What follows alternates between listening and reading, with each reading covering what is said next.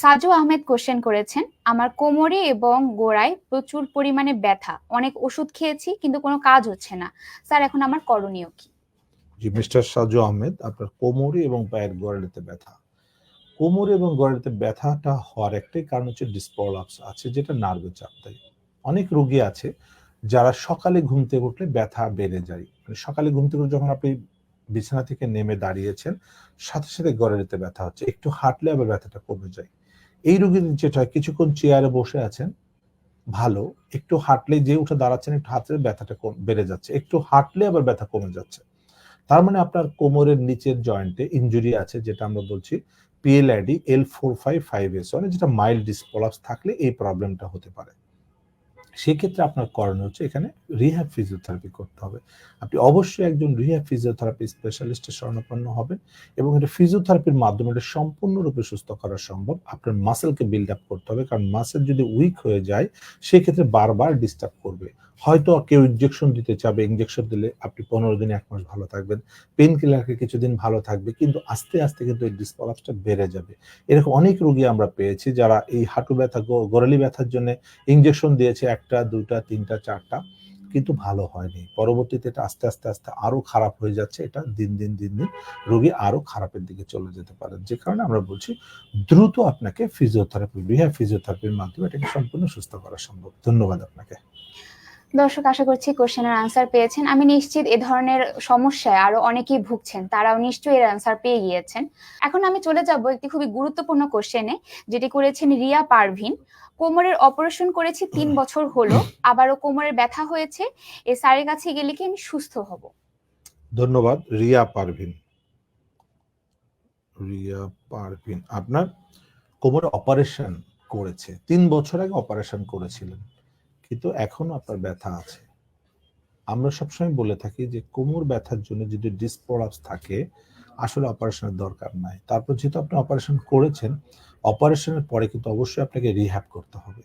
যে রিহ্যাব না করার কারণে আপনার কিন্তু ব্যথা আছেই, কারণ ওটা কিন্তু সমাধান হয়নি। অপারেশনের সাময়িক ব্যথাটা কমে, অপারেশনের পর তো মেডিসিন দেওয়ার কারণে হয়তো ব্যথাটা কিছুদিনের জন্য দমে ছিল, কিন্তু পরবর্তীতে ইনজুরি হওয়ার কারণে ব্যথাটা আবার বেড়ে গিয়েছে। সো আপনাকে এখন অবশ্যই রিহ্যাব করতে হবে। আমি আপনাকে সাজেস্ট করবো যে একটা ফিজিওথেরাপি রিহ্যাব হসপিটালে ভর্তি থেকে আপনাকে 3 সপ্তাহ যদি আপনি কমপ্লিট রিহ্যাব ট্রিটমেন্ট করতে পারেন ফিজিওথেরাপি চিকিৎসার মাধ্যমে, যেমন SP হসপিটাল আছে, এরকম হসপিটালে যদি আপনি 3 সপ্তাহ থেকে চিকিৎসা নিতে পারেন, আশা করি ইনশাআল্লাহ আপনি সম্পূর্ণরূপে সুস্থ হয়ে, যেটা আমরা বলছি যে 21 দিন বাসায় 21 দিন হসপিটালে, 42 দিন কষ্ট করুন, 42 বছর ভালো থাকতে পারবেন। ধন্যবাদ আপনাকে। দর্শক আশা করি আপনি আপনার প্রশ্নের উত্তর পেয়ে গিয়েছেন। দর্শক এর মাঝে আমি একটু কথা বলতে যাচ্ছি যে যেহেতু লাইভ চলছে, লাইভের মাধ্যমে কমেন্টে আপনি আপনাদের সমস্যা বলতে পারেন। সেক্ষেত্রে লাইভ থেকে আমরা কমেন্ট সিলেক্ট করে অবশ্যই আপনাদের প্রশ্নের উত্তর দেব। চলে যাব নেক্সট কোশ্চেনে। আবুল বাসার কোশ্চেন করেছেন, দীর্ঘ 3 বছর যাবৎ আমি ঘাড়ের ব্যথায় ভুগছি। ঘাড়ের ব্যথাটা চরম আকারে হাতের দিকে নেমে আসে, মনে হয় যেন শরীরের ওজনের চেয়েও হাতের ওজন বেশি হয়ে যায়। এখন আমি কি করতে পারি, আমাকে একটু পরামর্শ দিবেন। ধন্যবাদ মিস্টার আবুল বাশার সাহেব। আপনি বলেছেন আপনার ঘাড় থেকে ব্যথা হাতে চলে যাচ্ছে এবং হাত ভারী হয়ে যাচ্ছে, তার মানে আপনার ঘাড়ে ডিসপ্রলাপস হয়ে আছে এবং ডিসপ্রলাপসটা স্পাইনাল কর্ডের উপর আঘাত করেছে, যেটার কারণে হাতের ওজন বেড়ে যাচ্ছে, মানে হাতের শক্তি কমে যাচ্ছে। কারণ আমাদের যদি নার্ভ ব্লক হয়ে থাকে সেক্ষেত্রে মাসেলের শক্তি কমে যেতে থাকে এবং মাসেলের শক্তি কমে যাওয়ার কারণে হাতটা ভারী ভারী লাগছে। তো আপনাকে যেটা করতে হবে, এটা অবশ্যই আপনাকে রিহ্যাব ফিজিওথেরাপি করতে হবে। তবে অবশ্যই একটা MRI করে দেখে নিতে পারেন। MRIটা করলে ঘাড়ে আপনার রোগটা ধরা পড়বে এবং এটাকে ফিজিওথেরাপির মাধ্যমে সম্পূর্ণরূপে সুস্থ করা সম্ভব। আপনার কিন্তু ওষুধ বা অপারেশন কোনো কাজ করবে না, এখানে ফিজিওথেরাপির মাধ্যমেই সম্পূর্ণরূপে সুস্থ করা সম্ভব। তো আমি আপনাকে সাজেস্ট করবো আপনি একজন ফিজিওথেরাপি স্পেশালিস্টের শরণাপন্ন হয়ে ফিজিওথেরাপি করেন, যেটাকে আমরা হচ্ছে রিহ্যাব ফিজিওথেরাপি। অবশ্যই এটা হসপিটালে গিয়ে আপনাকে করতে হবে। ধন্যবাদ। ধন্যবাদ। পরবর্তী কোশ্চেনে চলে যাচ্ছি। নাসিম খান কোশ্চেন করেছেন, আমার 5-7 দিন ধরে কোমরে ব্যথা ছিল, MRI-তে PLID শনাক্ত হয়েছে। ওষুধ খেয়েও, থেরাপি নেওয়ার পর থেকেও কোমরে কোনো ব্যথা নেই ঠিকই, কিন্তু ব্যথানাশক ওষুধ খাওয়া বন্ধ করে দেওয়ার ফলে মাসেল রিল্যাক্সেন্ট ওষুধ খাচ্ছি। এ অবস্থায় আমার করণীয় কি? ধন্যবাদ আপনাকে। আপনার কিন্তু PLID শনাক্ত হয়ে আছে। একটা কথা মনে রাখবেন, PLID কিন্তু পেইন কিলারে সুস্থ হবে না, সাময়িক কমে থাকবে। ওষুধ বদ্ধ করলে হয়তো 1 মাস 2 মাস 3 মাসের মধ্যে আবার এটা বড় আকার ধারণ করবে। সো এখনই আপনাকে এটাকে রিহ্যাবিলিটেশন করতে হবে। মানে ওই যে পিএলআইডি মানে ডিসপলাস ফেটে জেল বের হয়ে গিয়েছে। টিউব যদি লিকেজ থাকে, আপনি হাঁটাচলা করলে যখন একটু লোড বেশি পড়বে তখনই আবার লিকেজটা বড় হয়ে যাবে, ব্যথা বেড়ে যাবে, ব্যথা কোমর থেকে পায়ে চলে যেতে পারে, পা ঝিঝি করবে, পা ভারী ভারী হবে। অনেকে আছে যারা কোমর ব্যথায় অনেকদিন ধরে ভুগছে, তারা দেখবেন যে তাদের পা ভারী হয়ে যাচ্ছে। যদি দেখেন যে পা ঝিঝি করছে বা ভারী হয়ে যাচ্ছে বা নামনেস, বুঝবেন যে জেলটা অনেক বেশি বের হয়ে গিয়েছে এবং সে নার্ভ থেকে বাদ দিয়ে এখন কর্ডে আঘাত করেছে, যার ফলে এই সমস্যাগুলো আপনি দেখতে পাচ্ছেন। সো এখন যেটা আমি আপনাকে বলবো, যেহেতু ব্যথা কমে গিয়েছে, এখন আপনাকে অবশ্যই রিহ্যাবিলিটেশন ফিজিওথেরাপি করতে হবে। আপনি এসপি হসপিটাল অথবা যে কোনো জায়গায় ভালো কোনো ফিজিওথেরাপি সেন্টারে গিয়ে একজন ফিজিওথেরাপি বিশেষজ্ঞকে আগে দেখাবেন। দেখানোর পর আপনাকে ফিজিওথেরাপি করতে হবে। ইনশাআল্লাহ আপনি সম্পূর্ণ সুস্থ হয়ে যাবেন এবং পরবর্তীতে ফার্দার এটা ডিস্টার্ব করবে না। ধন্যবাদ আপনাকে। আশা করি দর্শক আমাদের ফিজিওথেরাপিস্ট স্যারের কথা শুনে আপনি পরবর্তী চিকিৎসা পদ্ধতি গ্রহণ করবেন এবং ইনশাআল্লাহ পরবর্তীতে এবং একটি সুস্থ জীবন যাপন করতে পারবেন। লাইভে কিছু কোশ্চেন এসেছে, তার মধ্যে থেকে আমি কিছু কোশ্চেন এখন করব। এর মধ্যে ফজলুল কবির কোশ্চেন করেছেন যে আমার 2 হাঁটুতে প্রচন্ড ব্যথা, বসা থেকে দাঁড়াতে গেলে প্রচন্ড ব্যথা লাগে, বসে নামাজ পড়তে পারি না, হাঁটু ভাঁজ করলে প্রচন্ড ব্যথা লাগে। ধন্যবাদ ফজলুল কবির সাহেব। আপনার হাঁটু ব্যথা এবং কোমর ব্যথা, এবং একটা জিনিস মনে রাখবেন, আমরা সবসময় দেখেছি আমাদের রিসার্চ থেকে যে long time back pain bilateral both knee joint পেইনের একটা কারণ। তার মানে আপনার যদি হাঁটু ব্যথা হয়ে যায়, বুঝতে হবে এটা কোমর থেকে আসতে পারে। তো অবশ্যই আমাদেরকে কোমরটাকে আগে রিকগনাইজ করতে হবে যে সেখানে ডিসপ্রলাপস আছে কিনা, অথবা সেখানে কোনো প্যাথোলজি আছে কিনা, যেমন কোনো টিউমার আছে কিনা। কারণ যত আর্লি আপনি ডায়াগনোসিস করতে পারবেন, রোগটাকে ধরতে পারবেন, আপনি সুস্থ হয়ে যেতে পারেন। যদি লেট করেন, এটা আস্তে আস্তে আপনাকে আরো ড্যামেজ করে দিবে। যেমন আপনি হাঁটাচলা করলে আপনার হাঁটুর কার্টিলেজ ভেঙে যাচ্ছে, নামাজ পড়া আপনার কষ্ট হচ্ছে, আপনি নামাজ পড়া তো বদ্ধ করে চেয়ারে নামাজ পড়তে শুরু করেছেন, কিন্তু চেয়ারে পড়া শুরু করে কিন্তু আপনি বাঁচতে পারছেন না, আস্তে আস্তে আরো খারাপের দিকে চলে যেতে পারেন। সো এখনই আপনাকে যেতে হবে, কোমরটাকে চেক করতে হবে, এই জন্য একটা এমআরআই করে দেখে আপনাকে রিহ্যাবিলিটেশন করতে হবে। রিহ্যাব ফিজিওথেরাপির মাধ্যমে আপনার মাসেলকে স্ট্রং করে, কার্টিলেজটাকে সেভ করতে হবে, ফাটাটাকে রিপেয়ার করতে হবে, করে আপনাকে আবার জায়নামাজে নামাজে যেতে হবে। মনে রাখবেন, যতক্ষণ না জায়নামাজে সঠিকভাবে নামাজ পড়তে পারছেন, ততক্ষণ আপনি সুস্থ হচ্ছেন না। তো অবশ্যই একজন রিহ্যাব ফিজিওথেরাপি স্পেশালিস্টের পরামর্শ নিয়ে আপনাকে ফিজিওথেরাপি করতে হবে, তাহলে আপনি সম্পূর্ণ সুস্থ হয়ে যাবেন। ধন্যবাদ আপনাকে। ধন্যবাদ দর্শক। আমাদের কাছে একটি ইন্টারেস্টিং কোশ্চেন এসেছে যে রিউমাটয়েড আর্থ্রাইটিস সম্পর্কে আমরা অনেকেই শুনে থাকি, সেই বিষয়ে একটি কোশ্চেন এসেছে। রেহানা পারভিন কোশ্চেন করেছেন, আমি রিউমাটয়েড আর্থ্রাইটিসের রোগী, রিউমাটয়েড আর্থ্রাইটিস কি আসলে ভালো হয়, জানালে উপকৃত হবে। ধন্যবাদ রেহানা পারভিন, খুব সুন্দর কোশ্চেন করেছেন। অনেকে আছে রিউমাটয়েড আর্থ্রাইটিস আক্রান্ত। এটা আসলে যেটা আমরা বলবো, যেটা ইনফ্লামেটরি আর অটো ইমিউন ডিজিজ, এটা আসলে ব্লাড থেকে আসছে। এটা আসলে ভালো হয়ে যাবে এই কথাটা বলা ঠিক না, ভালো হয়ে যাওয়া সম্ভব না, বাট এটাকে ভালো রাখা সম্ভব। অনেক রিমাটয়েড রোগী আছে রিমাটয়েড পজিটিভ, বাট তাদের কোনো সমস্যা নাই, সে ক্যারিয়ার, কিন্তু কোনো ক্ষতি করছে না, কারণ তিনি বুঝতেই পারেন না যে তার রিমাটয়েড আর্থ্রাইটিস হয়েছে। কারণ ওনার কার্যক্রম, ওনার ফিজিক্যাল এক্সারসাইজ, ফিজিক্যাল কাজকর্ম এত বেশি যে ওনার এই রিমাটয়েড আর্থ্রাইটিস কখনোই তাকে আক্রান্ত করতে পারে নাই। রিমাটয়েড আর্থ্রাইটিসের সবচেয়ে বড় শত্রু হচ্ছে এক্সারসাইজ, কাজকর্ম, পরিশ্রম। রিমাটয়েড আর্থ্রাইটিস রোগীরা যত রেস্টে থাকবে, তত তাদের ডিসএবিলিটি বাড়তে থাকবে, ডিফর্মিটি বাড়তে থাকবে। সো এক্সারসাইজ করে ব্লাড সার্কুলেশন বাড়াইতে হবে, মাসেল পাওয়ার বাড়াতে হবে এবং জয়েন্টের ফ্লেক্সিবিলিটি বাড়ায় রাখতে হবে। সো রিমাটয়েড আর্থ্রাইটিসের জন্য সবচেয়ে বেস্ট ট্রিটমেন্ট হচ্ছে ফিজিওথেরাপি এবং এক্সারসাইজ, সেলফ এক্সারসাইজ। সো যারা সেলফ এক্সারসাইজ যথেষ্ট পরিমাণে করছে, তাদেরকে তো রিমাটয়েড আর্থ্রাইটিস ক্ষতি করতে পারবে না, কারণ রিমাটয়েড আর্থ্রাইটিস প্রতিটা জয়েন্টকে খেয়ে ফেলে, তখন জয়েন্টে ইনফ্লামেশন হয়, জয়েন্টগুলো ফুলে যায়, পেশেন্ট পেইন কিলার খেতে খেতে খেতে খেতে জয়েন্টগুলো ডিফর্মড হয়ে যায়, হাত পা বাঁকা হয়ে যায়। সো সেই দিন যেন না দেখতে হয়, সেই জন্য যেটা আপনাকে দ্রুত ফিজিওথেরাপি করতে হবে। ফিজিওথেরাপি চিকিৎসার মাধ্যমে এটাকে ভালো রাখা সম্ভব, কিন্তু ভালো করে ফেলা এটা সম্ভব না, বাট ভালো রাখতে পারবেন। তো আমি আপনাকে সাজেস্ট করবো, আপনি একজন ভালো কোয়ালিফাইড ফিজিওথেরাপি বিশেষজ্ঞের পরামর্শ নিয়ে আপনি চিকিৎসাটা করেন, ইনশাআল্লাহ ভালো থাকবেন। ধন্যবাদ আপনাকে। দর্শক, আশা করছি রিউমাটয়েড আর্থ্রাইটিস সম্পর্কে যাদের আমাদের যে কোশ্চেন করেছেন, উনি ছাড়াও যাদের এই ধরনের কোশ্চেন আছেন তারা আনসার পেয়ে গিয়েছেন। শিমুল আহমেদ কোশ্চেন করেছেন যে হাঁটুর মাঝে নাকে পানি জমেছে, অপারেশন ছাড়া কি কিছু করা যাবে? ধন্যবাদ শিমুল আহমেদ। আপনার হাঁটুর মধ্যে পানি জমেছে, কিন্তু পানিটা কেন জমলো? সেটাকে খুঁজে বের করতে হবে। আপনি পানি বের করেন, সেটা অপারেশন করে বা অপারেশন ছাড়া সিরিঞ্জ দিয়েও বের করা যেতে পারে। কিন্তু বের করার আগে কিন্তু জানতে হবে যে পানিটা কেন জমেছে। আমরা যদি কোমর ব্যথায় লং টাইম আক্রান্ত হই, তারপর বলেছি যে কোমরে যদি ডিস্ক প্রলাপস থাকে, অনেকের কোমরে আর ব্যথা থাকে না, কিন্তু সেটা আস্তে আস্তে পায়ের শক্তি কমিয়ে দেয়।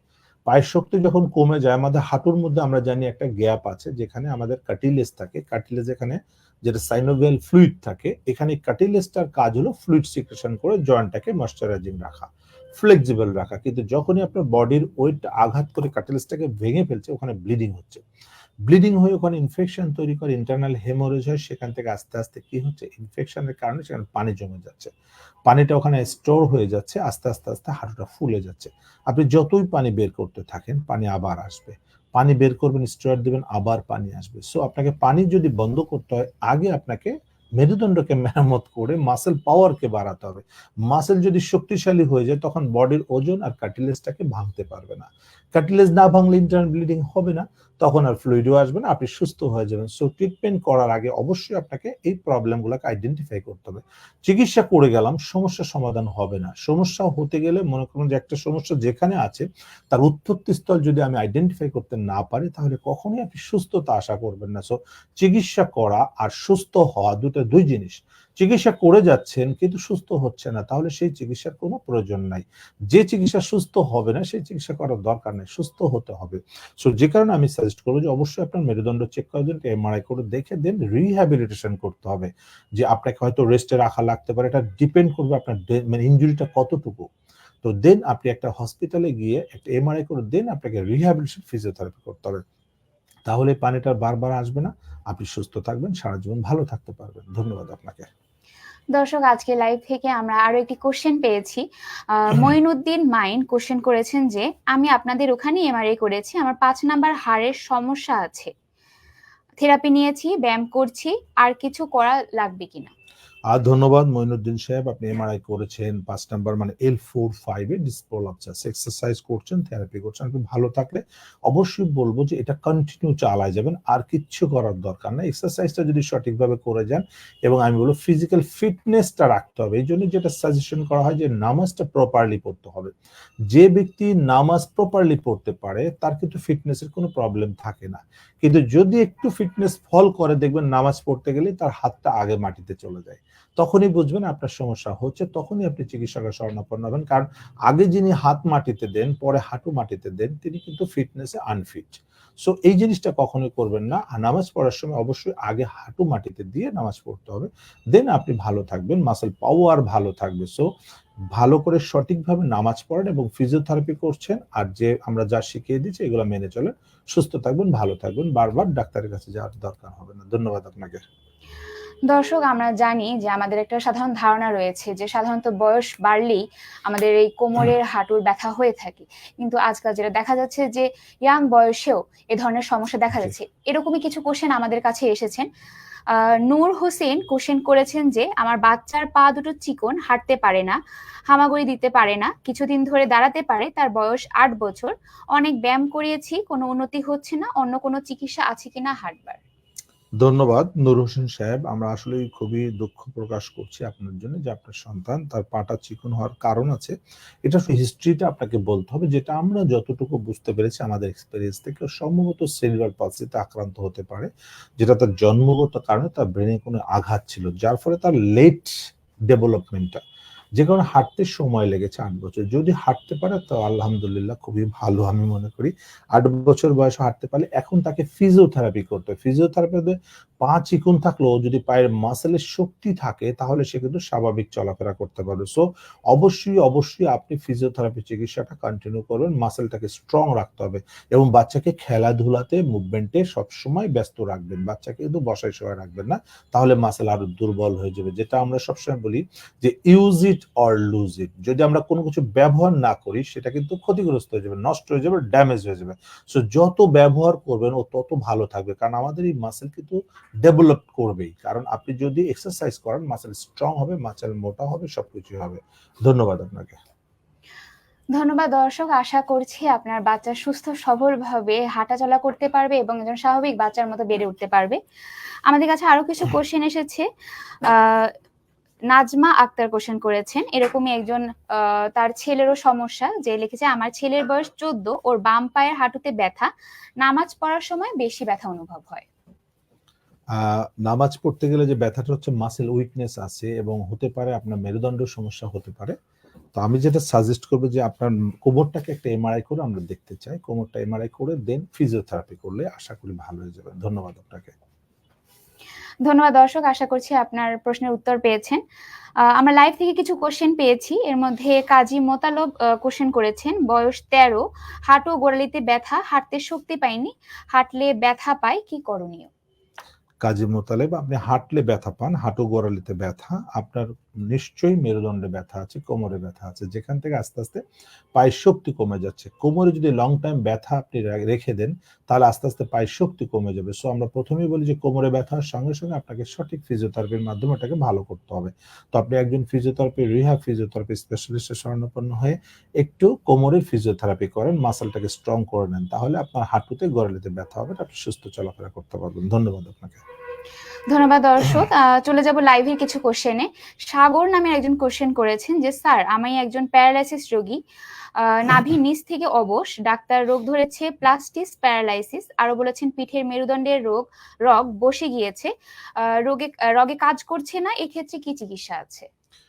ধন্যবাদ সাগর, আপনি যেটা বলেছেন কিছুটা কাছাকাছি, এটা ফ্ল্যাসিড প্যারালাইসিস বলা হয়, দুই পা প্যারালাইসিস, যেটা স্পাইনাল কর্ড থেকে হতে পারে, এটা নিউরোলজিক্যাল ডিসঅর্ডার থেকে হতে পারে, এটা আরো অনেক কারণে হতে পারে, এক্স্যাক্টলি কারণটা জানতে হবে। আর একটা জিনিস মনে রাখবেন, প্যারালাইসিসের কিন্তু একমাত্র চিকিৎসা হচ্ছে ফিজিওথেরাপি, সেটা যদি ভালো নাও হয় তো ফিজিওথেরাপি দিয়ে ভালো রাখা সম্ভব, বা আপনি আরো খারাপ যেন না হন সেজন্য রিহ্যাবিলিটেশন করতে হয়, যেটা পুনর্বাসন, যেন আপনি ঘরে বসে না থাকেন, আপনি যদি সবকিছু করতে পারেন এই জন্য অবশ্যই পুনর্বাসন বা রিহ্যাবিলিটেশন ট্রিটমেন্ট করতে হবে। আপনি একজন ফিজিওথেরাপি স্পেশালিস্ট শরণাপন্ন হবেন, অবশ্যই কোনো রিহ্যাব হসপিটালে ভর্তি থেকে আপনি কিছুদিন ফিজিওথেরাপি চিকিৎসা নিলে আশা করি আপনি ভালো রেজাল্ট পাবেন। ধন্যবাদ আপনাকে।